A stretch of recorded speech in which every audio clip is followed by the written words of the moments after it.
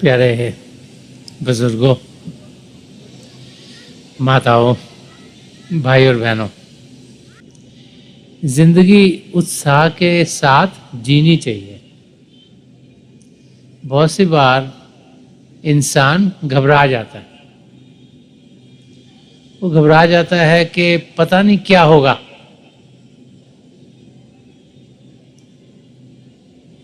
एक छोटा सा वाक़या है। एक दादाजी थे और एक उनका पोता था। तो दोनों बाग बगीचे में बैठे हुए थे। तो दादाजी बड़े अफसोस में बैठे थे, मुंह पर सैडनेस, जैसे घबराए हुए हों। तो उनके पोते ने दादाजी से कहा, दादाजी आप इतने आज मायूस क्यों लग रहे हो? तो दादाजी ने कहा कि मुझे फिक्र है कि आगे क्या होगा। तो पोते ने कहा कि आप फिक्र क्यों कर रहे हो? तो उन्होंने कहा कि मुझे फिक्र आगे का इसलिए क्योंकि पीछे चीजें ठीक नहीं थी। हम लोग या तो आगे की फिक्र करते हैं या पीछे जो है उस और ध्यान देते हैं। जो अब हो रहा है उस और ध्यान देते नहीं। ये जो अब का क्षण है, जिसे इंग्लिश में प्रेजेंट मोमेंट कहा जाता है। प्रेजेंट का मतलब गिफ्ट, एक तोहफा है जो प्रभु ने हम सबको दिया है। इसमें अगर हमने अपना ध्यान फ्यूचर की ओर करा, आगे की ओर करा, या पीछे की ओर करा, पास्ट की ओर करा, तो ये जो प्रेजेंट मोमेंट है ये भी पास्ट बन जाएगा, हमारे हाथ से निकल जाएगा। तो सन्मत के रास्ते पर महापुरुष बार बार समझाते हैं कि live in the current moment, कि आप इस क्षण में जिए। इस क्षण में कैसे जिए? हंस के, रो के नहीं, मुंह बना के नहीं, घबरा के नहीं, मुंह पर जैसे बड़ी मुसीबत पड़ गई ऐसे नहीं। क्यों? क्योंकि जब हम अपने आप को देखते हैं, हम उन चीजों से घबराते हैं जो असल में होती नहीं। ज्यादा लोग दुखी क्यों हैं? वो सोचते हैं हमारे शरीर में तकलीफ होगी तो हमें बहुत तकलीफ होगी। अगर पेट में दर्द हो गया, सिर में दर्द हो गया, गाल ब्लैडर में स्टोन है, लंग्स में तकलीफ हो गई, एक आर्टरी ब्लॉक हो गई, तो हम सोचते हैं मुसीबत आ गई और हम घबरा जाते हैं। ये भूल जाते हैं कि शायद वही तकलीफ हमारे कर्मों को काट रही है। ये भूल जाते हैं कि शायद उस तकलीफ में से जाकर ही हम असलियत को पा सकेंगे। लेकिन जब तकलीफ हमें आती है, ये तकलीफ में से हम गुजर रहे होते हैं, तो उसको सही जाने बगैर, पहचाने बगैर, उसके रंग में हम रंगे जाते हैं। महापुरुष हमें समझाते हैं कि तकलीफें जिंदगी का हिस्सा है। हर एक की जिंदगी में ऊंच नीच आएगी। कोई तो समय आएगा कि जब सिरदर्द आपको हो ही जाएगा। सहजो बाई की जिंदगी का एक वाकया है कि उनका एक मित्र था। तो एक दिन वो जब उनको मिलने आया तो उसने माथे पर पट्टी बांधी थी। तो उन्होंने उससे पूछा कि ये पट्टी तुमने क्यों बांधी हुई है? तो उनका, मुझे आज बहुत सिर दर्द हो रहा है। तो वो हंसना शुरू हो गई। तो कहा, तुम हंस क्यों रही हो? तो कहते, रोजाना जब खुश होते तो खुशी की कभी पट्टी बांधी सिर पर? जब यहाँ पे लड्डू खाते हो, वहां पे बर्फी खाते हो, वहां पे रसगुल्ला खाते हो, कभी क्लास में फर्स्ट आ जाते हो, कभी तुम्हारे बच्चों की शादी होगी, कभी उनके बच्चे हो गए, जब अच्छी चीजें हो रही हैं उन दिनों में कोई पट्टी बांध के आते हो? तो इतने क्षण जिंदगी में होते हैं, जब प्रभु को देते तो उनको याद करते हो। तो आज थोड़ा सा सिरदर्द नहीं हुआ तो पट्टी भी बांध ली और रोना पीटना भी शुरू कर दिया। तो हमें किस किस्म की जिंदगी जीनी चाहिए? तो हर हाल में खुश रहना वो तब होगा जबकि उत्साह से, उल्लास से हम जिएंगे। हमें ये जानना चाहिए कि पिता परमेश्वर हमसे बहुत खुश हैं, हमें चाहे वो समझ में ना आए। अगर खुश ना होते तो हमें कीड़े मकोड़े या किसी और में ना भेज देते। कुछ तो हमने अच्छा ही करा जो हमें मानव चोला मिला है। 84 लाख जिया जिनमें सबसे बेस्ट एग्जिस्टेंस, सबसे अच्छा चोला ये मानव चोला है, और ये पिता परमेश्वर की रजा में मिला, उनकी मर्जी से मिला, उन्होंने हमें दिया है, और इसके लिए उनका शुक्रियाना करना चाहिए। संत कृपाल सिंह जी महाराज,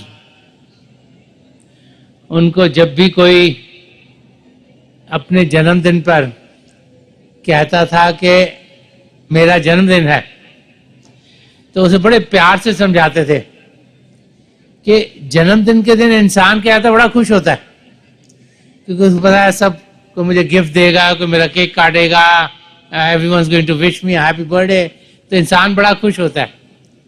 तो वो संत कृपाल सिंह जी महाराज फरमाया करते थे कि रोजाना जब आप सोते हो तो आपको मालूम नहीं कि आप उठोगे कि नहीं उठोगे। कितने लोग ऐसे होते हैं जो सोते सोते सोते ही चल बसते हैं। तो फरमाते हर रोज सुबह जब आप उठो आप सोचो मेरा बर्थडे है। क्यों? क्योंकि प्रभु ने फिर एक और दिन दे दिया जीने के लिए। हम सबकी जिंदगी कितनी लंबी है ये हमें मालूम नहीं, लेकिन उस पिता परमेश्वर को मालूम है। तो वो फरमाते हर दिन इंसान ऐसे जिए जैसे उसका जन्मदिन हो, और जैसे हम जन्मदिन के दिन खुशियों से जीते हैं, ऐसे ही रोजाना हमें जो कुछ करना है वो उस तरीके से करना है। और अगर हमें ये लगे कि आज अगर सोए तो कल उठेंगे कि नहीं उठेंगे, तो हम क्या करना चाहेंगे? सबसे पहले तो यही सोचेंगे ना, जो करने के लिए प्रभु ने यहां भेजा उसको पूरा करें। अगर ये पता लगे कल छुट्टी हो जानी है, कल आना ही नहीं वापस, उठना ही नहीं, और अगर काम पूरा नहीं करा तो वो अच्छा काम नहीं। तो काम क्या करने के लिए प्रभु ने भेजा इधर? सबसे पहले तो अपने आप को सही रूप में जानने के लिए, कि हम जाने कि हम हैं कौन, कहां से आए, कहां जाना है, क्या हमारा मकसद है। हम तो सोचते हैं ना हम हिंदू हैं या हम सिख हैं या मुसलमान हैं या ईसाई हैं या किसी और जाति कौम के हैं, या हम सोचते हैं हम पढ़े लिखे हैं अनपढ़ हैं, या सोचते हैं हमारा काम जैसा हम वैसे ही हैं। कोई सोचता है मैं डॉक्टर हूं, इंजीनियर हूं, कंप्यूटर साइंटिस्ट हूं, अकाउंटेंट हूं। लेकिन क्या ये हमारा असली रूप है? तो असलियत में क्या है वो जानने के लिए प्रभु ने ये शरीर दिया। तो सबसे पहला मकसद तो जिंदगी अपने आप को जानना, और जब ये समझ आएगी कि हम हैं कौन, तो फिर हमने करना क्या है, जिंदगी का ध्येय क्या है, एम लाइफ का क्या है, उस और कदम बढ़ाना। तो सबसे पहले अपने आप को हम जाने कैसे। शीशे में तो रोज अपने आप को आप शक्ल देखते हो, बाल भी बनाते हो अपना, और बाकी जो कुछ भी करते हो आप तैयार होते हो, तो एक शक्ल देखते हो और वही समझ बैठते हो कि वही मैं हूं। क्यों? क्योंकि आपकी शक्ल जैसा कोई है नहीं, और आपकी नजरों में उस शक्ल से इंसान कोई और बेहतर है ही नहीं। हर एक इंसान सोचता है मुझसे ज्यादा ना कोई बेहतर है, ना कोई अच्छा है, ना कोई तंदुरुस्त है, ना कोई ठीक ठाक है। और जो हम शीशे में देख रहे हो क्या दिख रहा है? हमारा भारी आकार, भारी रूप। अब इस रूप को जब हम देखते हैं और औरों के बाहरी रूप को देखते हैं तो हर एक चीज अलग अलग अलग दिखाई देती है। तो फिर हम द्वैत की जिंदगी में जीना शुरू हो जाते हैं कि हम एक किस्म के हैं, कोई और दूसरी किस्म का है, वो तीसरी किस्म का है, वो चौथी किस्म का है, वो पांचवी किस्म का है। क्योंकि देखने के तरीके भी अलग, बोलने के तरीके भी अलग, चीजें करने के तरीके भी अलग अलग।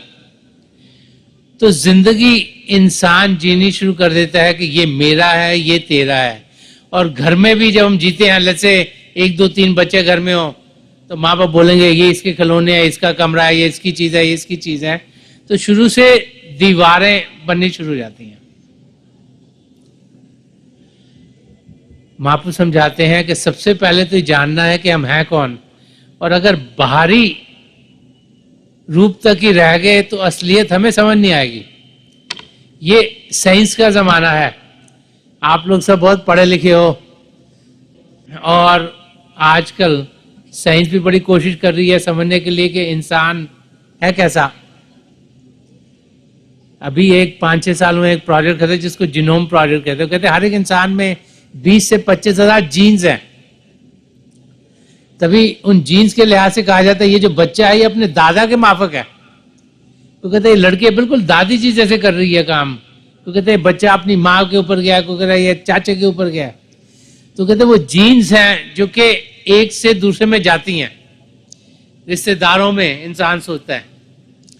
और साइंटिस्ट ने जीन्स को टेस्ट किया और रिजल्ट बड़ा इंटरेस्टिंग निकला।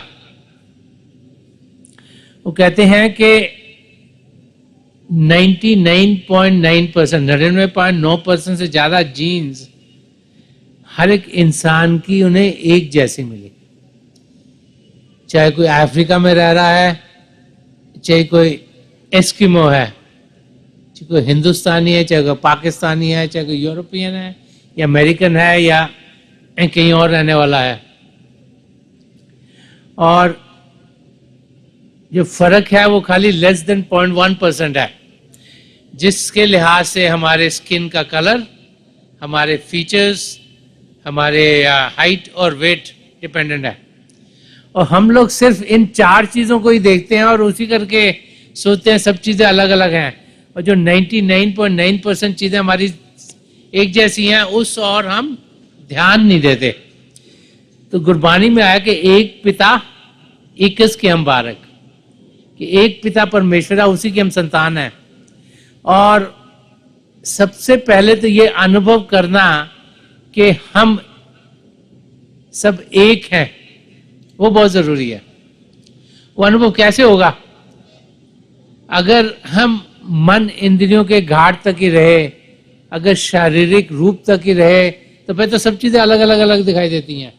इससे हमें ऊपर उठना होगा। अगर शरीर में रहते हुए शरीर के दुखों को अपना दुख समझ बैठे तो फिर हम कुछ पा नहीं सकेंगे।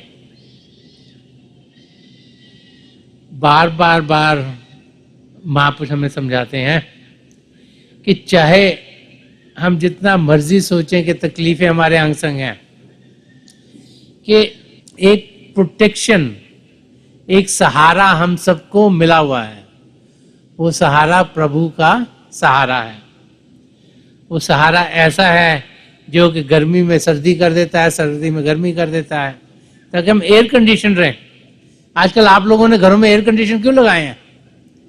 कि जब गर्मी ज्यादा हो तो वो ठंड कर सके, अगर ठंड ज्यादा हो जाती है तो वो गर्मी कर सके। तो हम एयर कंडीशन अवस्था में रह सकते हैं ताकि जो हमें ये तकलीफें हो रही हैं तकलीफ ना दें। अब एयर कंडीशन तो अभी आए हैं, पिछले हिंदुस्तान में तो 40-50 साल में ही आए। इलेक्ट्रिसिटी को आए खाली 200 साल हुए हैं। और गुरु अर्जन देव जी महाराज ने कई सौ साल पहले ये लिखा है। इंटरेस्टिंग है कि संत महापुरुष जो लिख जाते हैं वो तब तो सच होता है, सदा सदा के लिए सच रहता है, और ऐसी चीजों को इंडिकेट कर जाते हैं जो उस वक्त होती भी नहीं। तो वो फरमाते कि तत्ती वाऊ ना लग गई पार ब्रह्म शरणाई।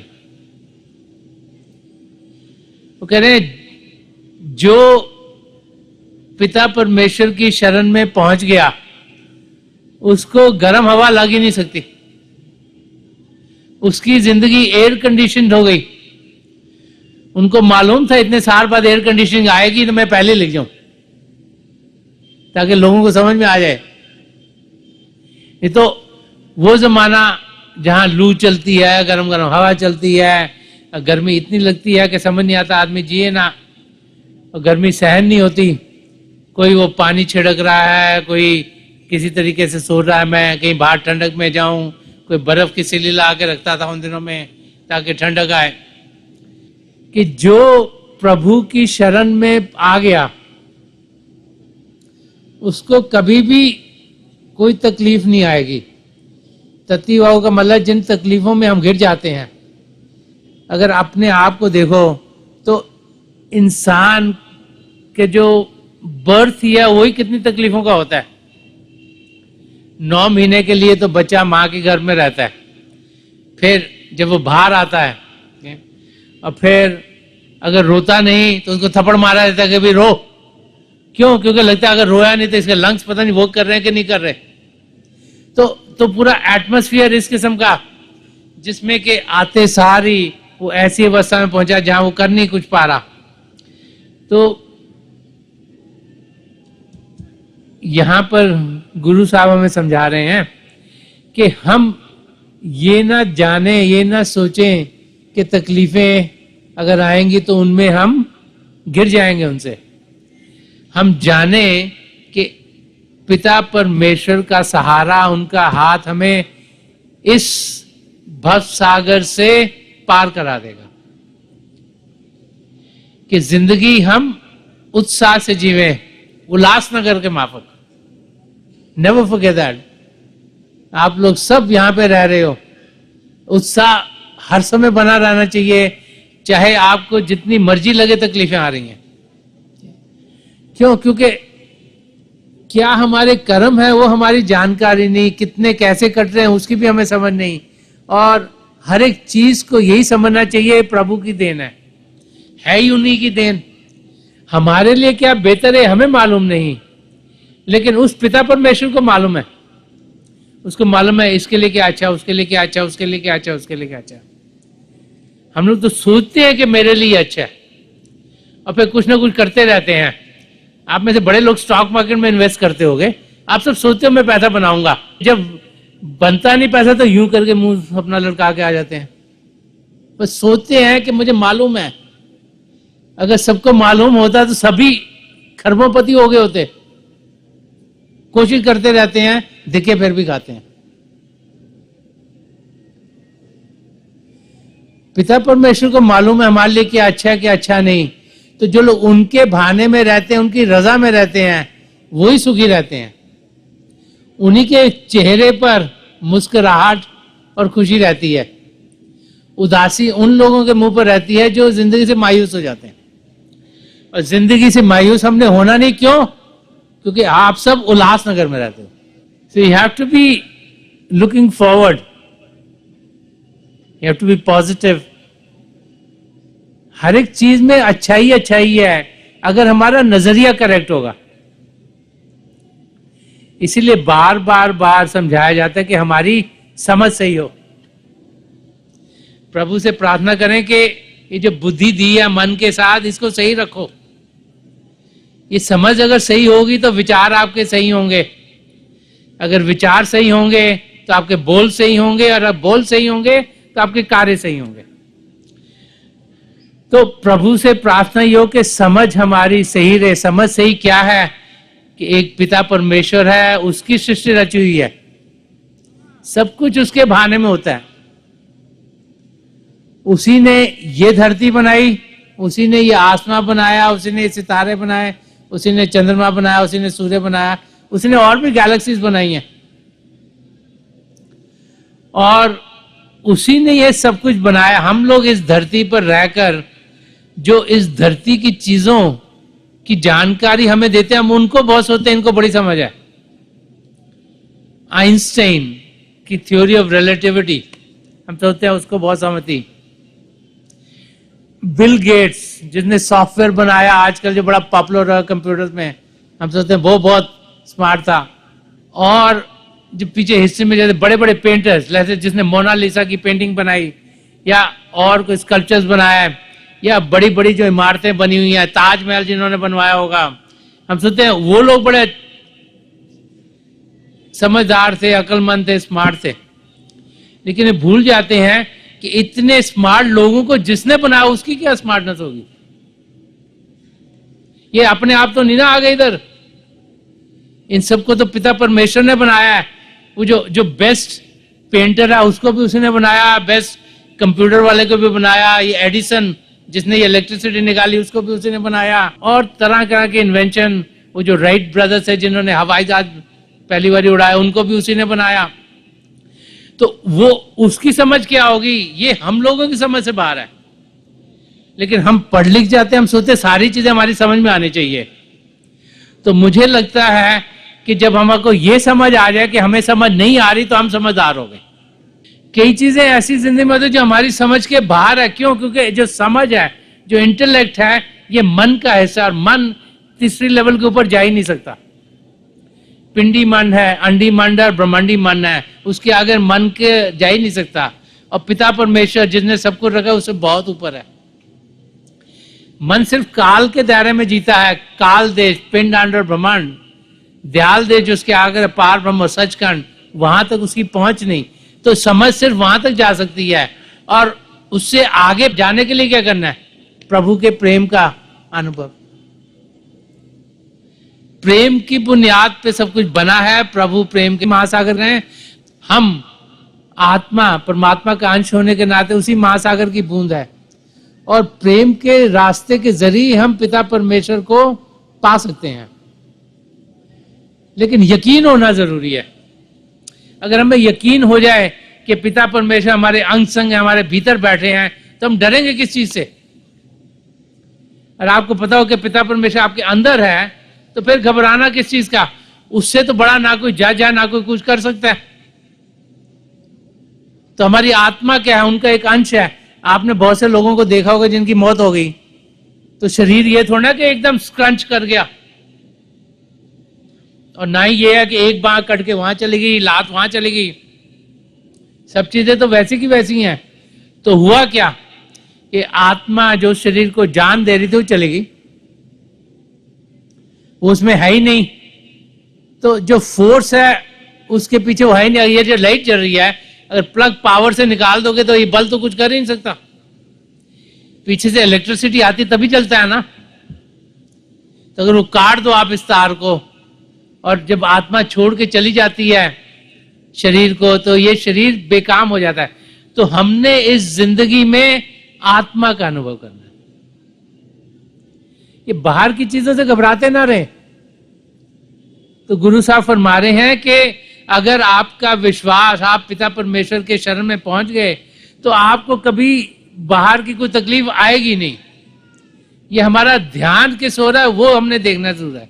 क्योंकि आगे फरमाया कि चौगिर्द हमारे रामकार, दुख लगे ना भाई, कि हमारे चारों तरफ लक्ष्मण रेखा लगी है, प्रोटेक्टिवनेस, कि हमारे को बाहर की कोई चीज आके तंग नहीं कर सकती।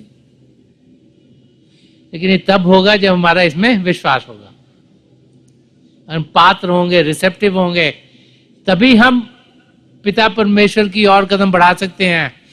तो अगर कुछ पाना है तो विश्वास पिता परमेश्वर में करें। तो पिता परमेश्वर को पाएं कहां?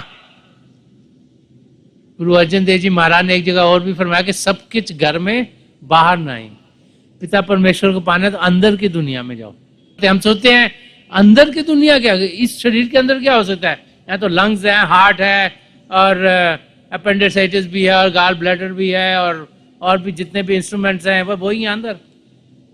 ऐसा तो मशीन है, बट उसके अंदर हमारी आत्मा है जो उसे ताकत दे रही है। और यहां जहां बाहर से आपको कुछ नहीं दिखता, दो आंखों के बीच में उसका गेटवे है। उसको शिव नेत्र कहो, दसवां द्वार कहो, सिंगल या थर्ड आई कहो, दिव्य चक्षु कहो, जहां से आत्मा फिर अंदर के मंडलों में उड़ान करते शरीर को छोड़ती है। इसीलिए अगर आप देखेंगे किसी की मौत हो, सबसे पहले उनके पैर ठंडे होते हैं। वो जो सेंसरी करंट्स है वो यहाँ से ऊपर कट रहे हैं, फिर ये लातों सुन हो जाती हैं, फिर ये धड़ सुन होता है, फिर आंखें ऊपर को उठती हैं, और हम कहते हैं हाँ जी चल बसा। क्योंकि यहाँ से शिव नेत्र से हमारी आत्मा अंदर के मंडलों में जाती है। बहुत से यौगिक सिस्टम है, कोई कहता जी दिल पे आप यहाँ पर कंसंट्रेट करो, कोई कहता है थ्रोट पे कंसंट्रेट करो, कोई कहता है नाभि पे कंसंट्रेट करो, कोई कहता है इंद्री चक्रा पे करो, कोई कहता है गुद्दा चक्रा पे करो। वो अलग अलग टेक्निक्स ध्यान टिकाने की बताते हैं, लेकिन आत्मा यहां से शिव नेत्र से शरीर को छोड़ती है। और ये नहीं कि सिर्फ मौत के समय में वो अनुभव कर पाए। कबीर साहब ने संमत का रास्ता, जिसे सुरशब योग का रास्ता बताया गया है, को समाज इसको जीते जी मरने की विद्या करते हैं कि जीते जी हम वो अनुभव कर पाए जो मौत के बाद होता है।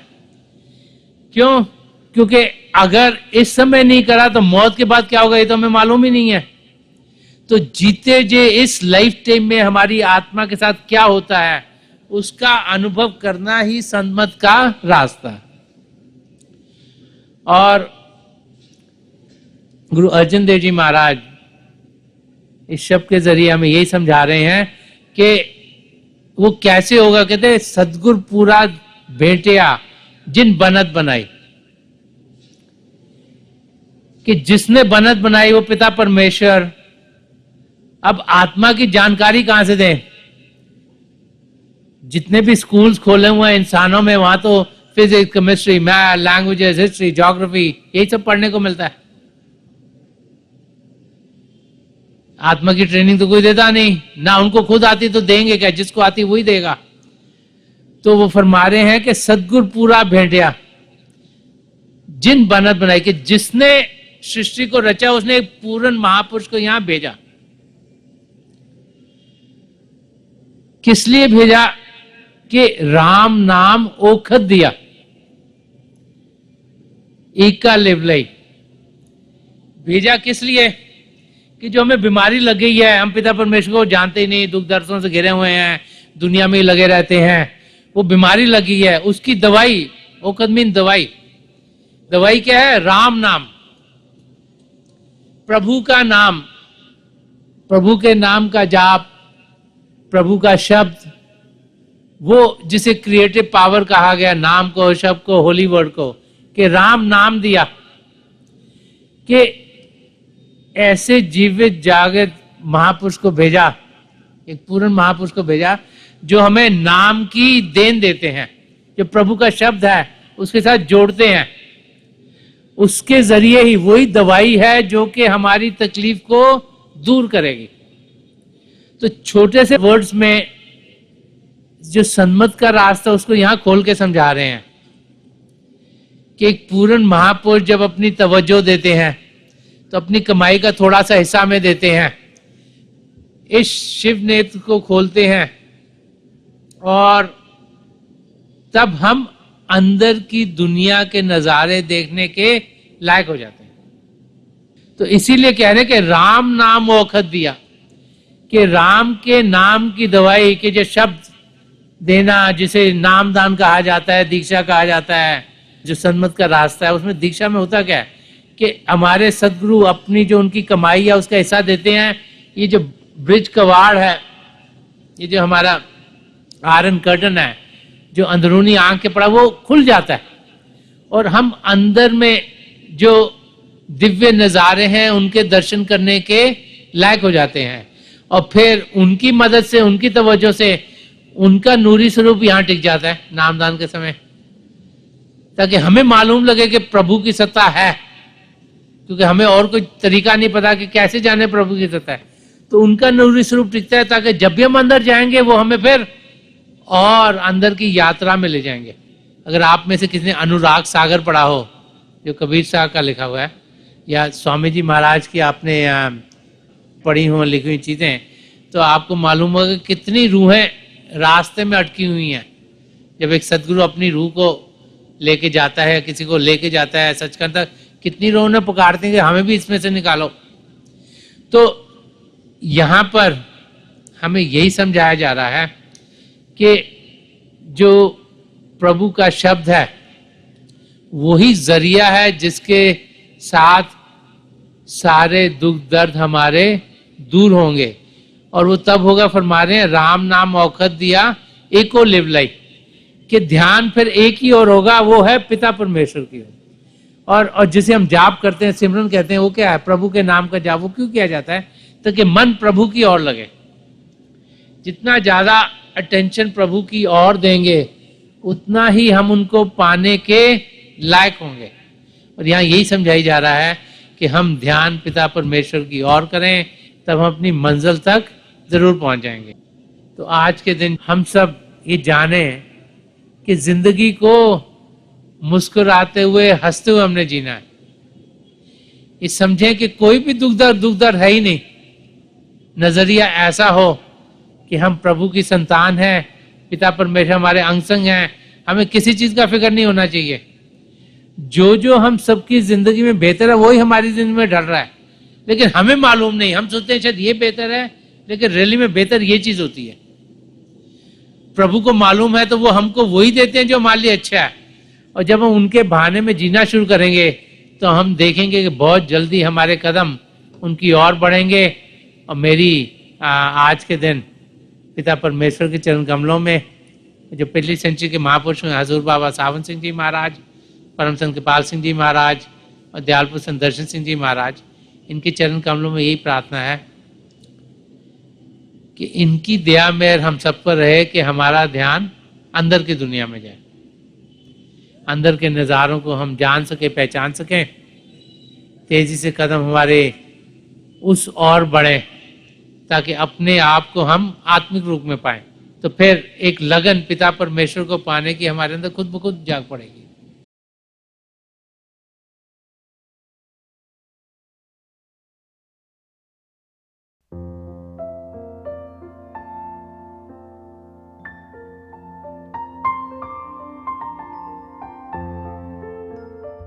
तो थोड़ी देर के लिए हम सब अभ्यास के लिए बैठ जाएं।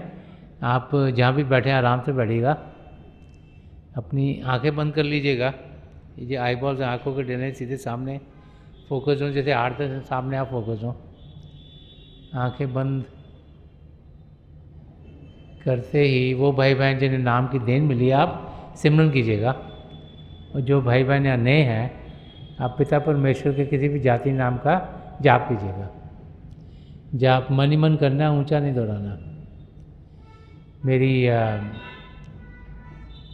प्रभु के चरण कमलों में, और जो पिछली सेंचुरी के महापुरुष हैं, हजूर बाबा सावन सिंह जी महाराज, परम संत कृपाल सिंह जी महाराज और दयालपुर संत दर्शन सिंह जी महाराज के चरण कमलों में यही प्रार्थना है कि जो जो हम सबके लिए बेहतर हो, ये महापुरुष हमें दें, हमें सबके साथ जोड़ें और हमारे भीतर प्रभु की ज्योत के हमें दर्शन करवाएं।